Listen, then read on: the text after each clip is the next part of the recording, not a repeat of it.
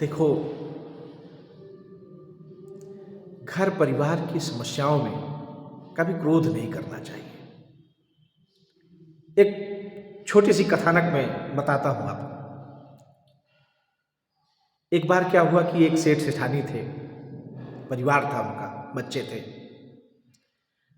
सेठ और सेठानी में किसी बात को लेकर मनमुटाव हो गया, विवाद हो गया। अब विवाद हुआ, इतना बढ़ा कि 2 दिन, 4 दिन, हफ्ते बीत गया। सेठ न सेठानी से बोले और न सेठानी सेठ से बोले। अब इसमें जो है बच्चे परेशान, न समय से भोजन मिलना, ना घर के और कार्य समय से हो रहे थे। बच्चों को लगा कि अब अम्मा और बाबू कैसे मानेंगे।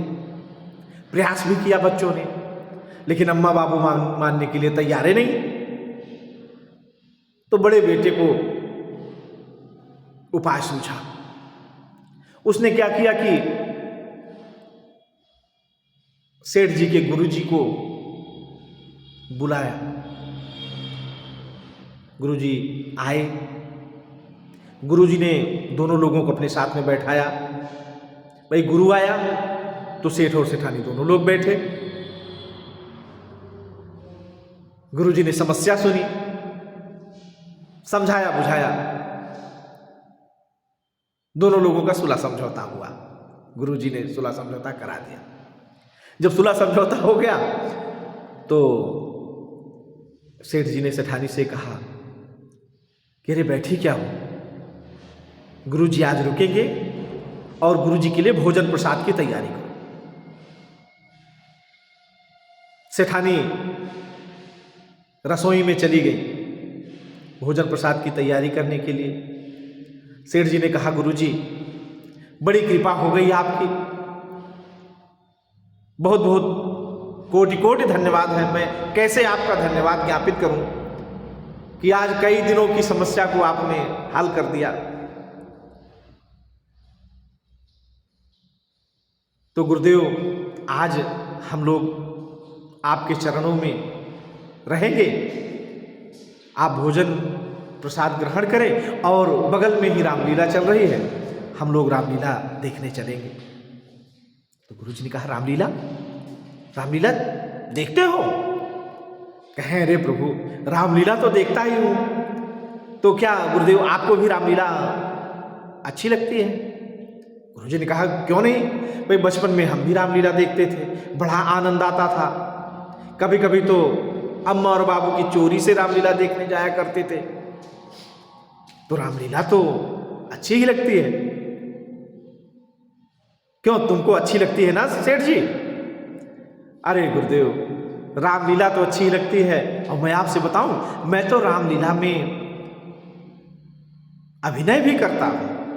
अभिनय करते हो? हाँ गुरुजी अभिनय करता हूं। अच्छा तो कौन सा अभिनय करते हो?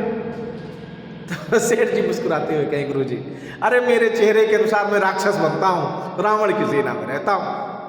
अच्छा राक्षस बनते हो? सेठ ने कहा हाँ गुरुजी।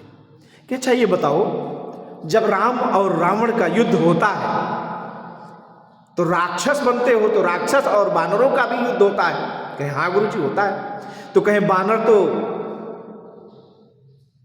उस युद्ध के समय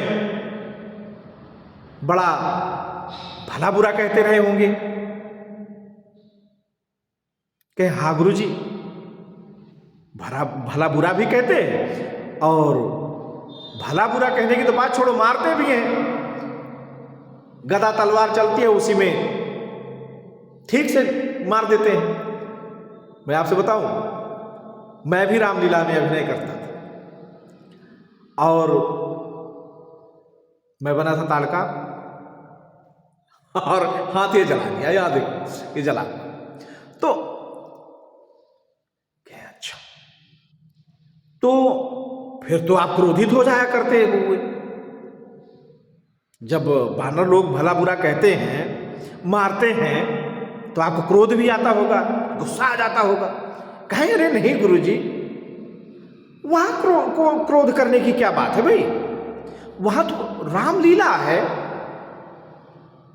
तब गुरुजी ने कहा कि वत्स, वो रामलीला है, वहां मार खाने पर भी क्रोध नहीं आता, तो ये घर की क्या तेरे बाप की लीला है क्या? अरे प्यारे, यह सारा संसार, यह सारा जगत राम की लीला ही है। यह सारा जगत राम की लीला है। जब यह सारा जगत राम की लीला है तो फिर क्रोध कैसा? कैसा क्रोध? रामलीला चल रही है, सारा जगत राम जी की लीला है। यह बात हृदय में समझ में आ जाए तो क्रोध का क्या काम? यह बात सबको समझनी चाहिए कि यह सारा संसार उस परमात्मा की लीला है। हम सब लोग अभिनय कर रहे हैं, हम सब लोग नाटक के भागीदार हैं। तो इसमें कभी मार पड़ेगी, कभी डांट पड़ेगी, कभी सुख आएगा, कभी दुख आएगा। यह सब परमात्मा की लीला है। तो जैसे रामलीला में हमें क्रोध नहीं आता, उसका आनंद से आनंद लेते हैं, उसी तरह से इस परमात्मा की लीला में, इस परमात्मा के जगत स्वरूपी लीला में, माया स्वरूपी लीला में हमको आनंद से रहना है और हर्ष के साथ में कहना है कि प्रभु, सुख भी मुझे प्यारे हैं, दुख भी मुझे प्यारे हैं, छोड़ूं मैं किसे भगवन, दोनों ही तुम्हारे हैं। सुख भी मुझे प्यारे हैं, दुख भी मुझे प्यारे हैं, छोड़ूं मैं किसे भगवन, दोनों ही तुम्हारे हैं।